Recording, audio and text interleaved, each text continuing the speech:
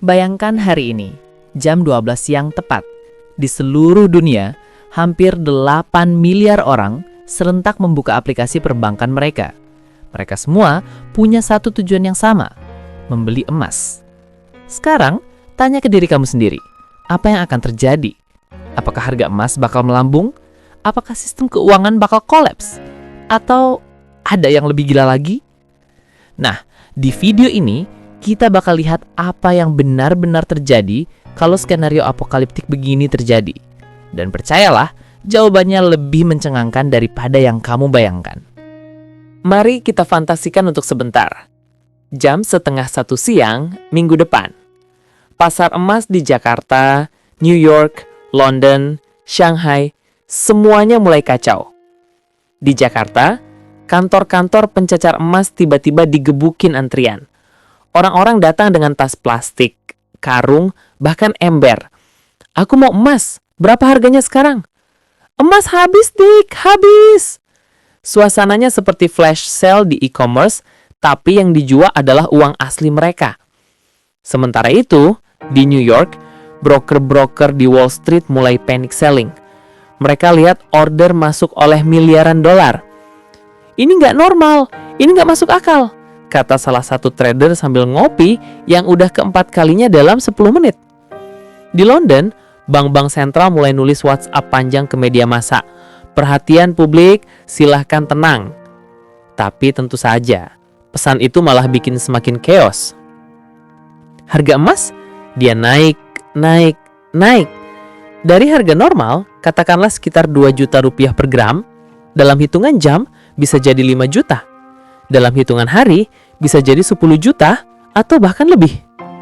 Orang yang berhasil beli di harga 2 juta jadi multimiliarder. Orang yang telat, mereka berdiri di depan toko emas dengan dompet kosong dan mimpi yang hancur. Dan yang paling serem, ini baru hari pertama. Sebelum kita lanjut ke chaosnya, kita perlu tahu berapa banyak sih sebenarnya emas yang ada di planet kita? Dengar ini.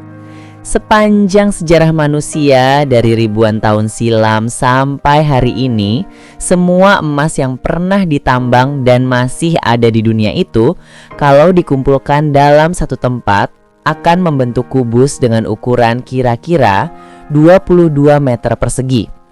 Hanya 22 meter.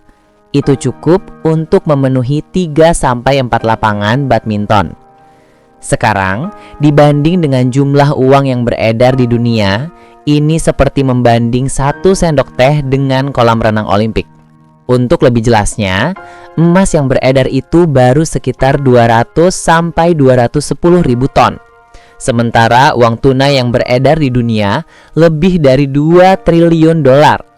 Plus uang digital, aset digital, dan semua yang berbau investasi itu berkali-kali lipat lebih banyak. Jadi kalau semua uang itu mau ditukar jadi emas di dunia nggak cukup. Tidak cukup sama sekali. Nah, di sini kita masuk ke ekonomi dasar. Ada hukum yang namanya supply dan demand. Gampangnya, kalau barang langka dan banyak orang mau, harganya naik gila-gilaan. Kalau barang banyak tapi sedikit orang mau, harganya jatuh. Emas itu barangnya sudah langka. Terus kalau tiba-tiba semua orang mau beli emas, supply-nya tetap sama, nggak berubah. Bahkan nggak bisa ditambah dalam waktu singkat. Tapi demand-nya melonjak dari 0 jadi miliaran orang. Bayangkan ini, biasanya permintaan emas per tahun itu sekitar 4-5 ribu ton. Itu dari perhiasan, industri, investasi, teknologi, semua dikombinasikan. Tapi kalau 8 miliar orang tiba-tiba pengen membeli emas, dalam hitungan hari, demand bisa jadi ratusan ribu ton. Hasilnya, harga meledak. Nggak hanya naik 2 kali lipat, bisa 5 kali, 10 kali, bahkan 100 kali lipat dalam waktu singkat. Mari kita kalkulasi sebentar. Emas sekarang harganya sekitar 2 juta rupiah per gram. Jadi, 1 kilogram emas itu 2 miliar rupiah. Kalau harga emas naik 10 kali lipat, dan ini realistis dalam skenario panic buying, 1 kilogram emas jadi 20 miliar rupiah. Nanti orang yang punya uang 100 juta, dia cuma bisa beli 5 gram. Orang yang punya 1 miliar, dia cuma bisa beli 50 gram.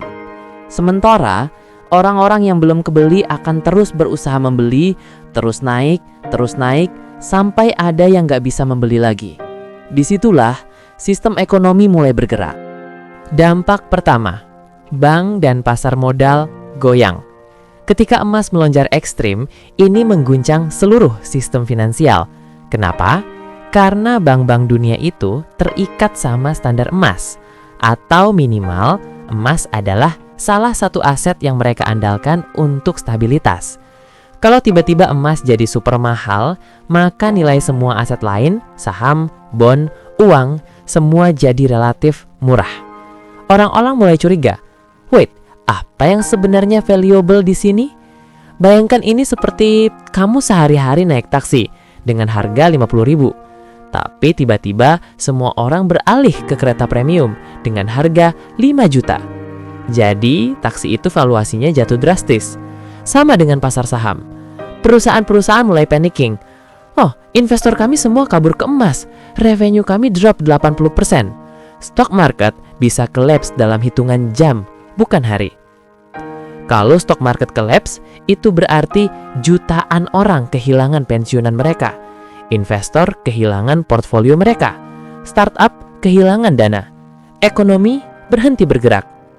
Dampak kedua, perdagangan fisik jadi mimpi buruk. Sekarang bayangkan logistik. Emas itu berat, sangat berat. Kalau 8 miliar orang setiap satu ingin beli 1 gram emas aja, itu 8 juta ton. Berapa transportasi emas yang ada di dunia? Nggak cukup. Armada pesawat kargo? Nggak cukup. Kapal kargo? Nggak cukup. Kamu harus antri berbulan-bulan atau bahkan bertahun-tahun untuk menerima emas yang udah kamu beli. Ini menciptakan situation yang absurd. Orang sudah bayar uang buat emas, tapi nggak bisa terima fisiknya. Orang lain jadi ingin nukir uang mereka jadi barang lain. Sistem perdagangan jadi chaos. Oh, dan penipuan booming. Banyak calo-calo yang jual emas palsu. Karena emas asli udah nggak ada, orang mulai jual kuningan, logam kuning lainnya, bahkan cat kuning. Seriusan. Dampak ketiga, negara-negara kuat jadi lebih kuat. Sekarang masuk ke level geopolitik. Negara-negara yang punya cadangan emas terbesar, Amerika Serikat, punya sekitar 8.000 ton, Jerman, Italia, China, India, mereka jadi the most powerful entities di dunia. Kenapa? Karena setiap emas yang mereka punya sekarang nilainya miliaran dolar. Mereka bisa kontrol pasar, mereka bisa bikin policy, yaitu hanya negara kamilah yang bisa jual emas. Dan harganya kita yang tentukan. Negara-negara kecil atau negara yang nggak punya cadangan emas besar, mereka tersingkir, ekonomi mereka collapse, mereka nggak bisa bersaing. Dampak keempat, masyarakat biasa jadi korban. Dan di tengah-tengah semua kekacauan ini, siapa yang paling menderita? Orang-orang biasa. Kalau investasi emas mereka mendadak jadi hyper valuable, kedengarannya bagus. Tapi problem, mereka nggak bisa jual atau tukar dengan harga itu. Orang yang bisa beli adalah orang-orang sangat kaya atau negara. Masyarakat kelas menengah, mereka terjebak. Uang mereka ke emas. Tapi sekarang emas nggak bisa dipakai buat makan, buat membayar tagihan listrik, atau buat apapun yang praktikal. Sementara harga barang-barang lain, makanan, bahan bakar, properti, semua naik karena inflasi gila-gilaan. Mengapa? Karena uang di masyarakat sudah nggak stabil nilainya. Jadi di sini terjadi ironi. Orang-orang yang berpikir mereka jadi kaya karena emas sebenarnya jadi semakin miskin karena tidak bisa beli kebutuhan sehari-hari. Alasan pertama, nggak semua orang punya uang.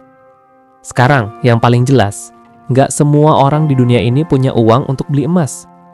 Dari 8 miliar orang, berapa banyak yang tinggal di negara berkembang dengan pendapatan kurang dari $5 sehari? Miliaran. Mereka sibuk mikir gimana caranya makan, bukan gimana cara beli emas. Jadi skenario di mana 8 miliar orang serentak beli emas, itu udah mustahil dari awal, karena murni dari segi daya beli, nggak ada uang. Alasan kedua, mindset investasi itu beragam. Kedua, mindset orang terhadap investasi itu sangat berbeda-beda. Ada orang yang percaya kripto, ada orang yang cenderung ke saham, ada orang yang pilih real estate, ada orang yang mau tabung saja di bank karena itu lebih aman. Ada orang yang nggak peduli sama investasi, mereka cuma mau uang tunai. Tidak ada satu waktu di mana semua orang berpikir sama.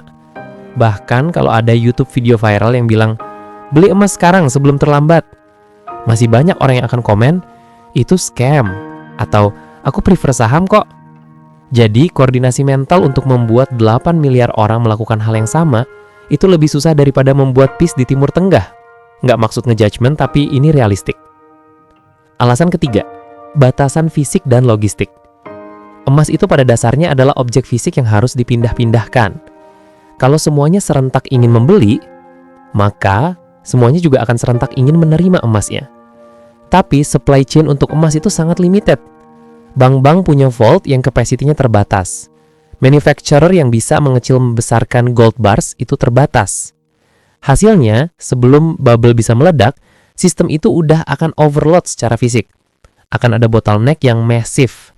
Orang-orang akan realize, wait, aku udah pesan 1 gram gold 3 bulan lalu dan belum diterima juga. Aku batalin aja deh. Dan dengan begitu, bubble akan deflate dengan sendirinya. Alasan keempat, pemerintah dan bank sentral tidak akan diam saja. Kalau mereka lihat bubble emas sedang terbentuk dengan kecepatan gila-gilaan, mereka akan keluarin regulasi atau aturan baru. Mereka bisa, pertama, membatasi jumlah emas yang boleh dibeli per orang per hari. Seperti ketika pandemik, orang nggak boleh beli beras berlebihan. Kedua, mereka bisa menerapkan pajak yang sangat besar untuk transaksi emas. Setiap kali kamu beli emas, 50% dari pembelian itu adalah pajak. Tiba-tiba orang akan berpikir ulang. Ketiga, mereka bisa keluarkan stimulus uang baru atau policy interest rate yang membuat investasi lain jadi menarik lagi. Mereka bisa bilang, kami akan raise interest rate di bank jadi 10%. Jadi kalau kamu taruh uang di bank, kamu dapat return yang besar. Kenapa harus emas? Keempat, dalam kasus ekstrim, mereka bisa melakukan gold confiscation, seperti yang dilakukan pemerintah AS di tahun 1930-an. Mereka bisa bilang, oke, mulai sekarang semua emas privat harus ditukar ke pemerintah dengan harga yang sudah ditentukan pemerintah. Kalau enggak, itu ilegal.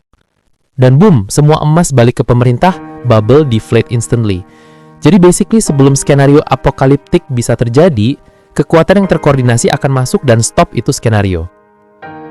Jadi, balik ke pertanyaan awal, apa yang terjadi kalau semua orang beli emas? Jawabannya adalah, ekonomi akan jadi complete chaos. Sistem finansial akan kolaps, dan ironically, orang-orang yang berpikir mereka jadi kaya dengan emas justru akan jadi semakin miskin. Tapi, ini tidak akan pernah terjadi. Bukan karena orang-orang itu bodoh atau tidak cukup cerdas untuk koordinasi. Ini tidak akan terjadi karena sistemnya yang tidak mengizinkan. Sistem ekonomi modern itu, pada dasarnya, adalah sebuah titik keseimbangan yang rapuh. Dia bekerja karena semua orang tidak melakukan hal yang sama pada waktu yang sama. Kalau semua orang melakukan satu hal yang sama, sistemnya stop bekerja. Dan di situ ada pelajaran yang sangat penting untuk kita semuanya. Emas itu penting, emas itu bernilai, tapi emas bukan jawaban untuk semua orang. Dan kalau semua orang punya tujuan yang sama, entah itu beli emas, atau beli properti, atau beli Bitcoin, justru itu yang akan membuat sistem itu berhenti bekerja. Keberagaman adalah kekuatan ekonomi, keragaman berpikir, keragaman dalam berinvestasi, dan keragaman tujuan, itu yang membuat semuanya tetap stabil dan terus maju. Jadi, lain kali kalau ada yang bilang kamu harus beli emas, ingat video ini. Kamu boleh beli emas, tapi jangan beli emas karena semua orang beli. Beli emas karena kamu sendiri merasa itu adalah pilihan yang tepat untuk situasi kamu. Dan yang paling penting, jangan hanya percaya satu perspektif. Berpikir kritislah, tanya pertanyaan, pahami sistem. Karena kalau kamu mengerti sistemnya, kamu tidak akan jadi korban dari sistemnya. Terima kasih sudah mendengarkan. Kalau kamu suka video ini, jangan lupa like, subscribe, dan share ke teman-teman kamu yang sering bilang, aku ingin beli emas. Mungkin video ini bisa bikin mereka berpikir 2 kali. See you in the next video. Cheers!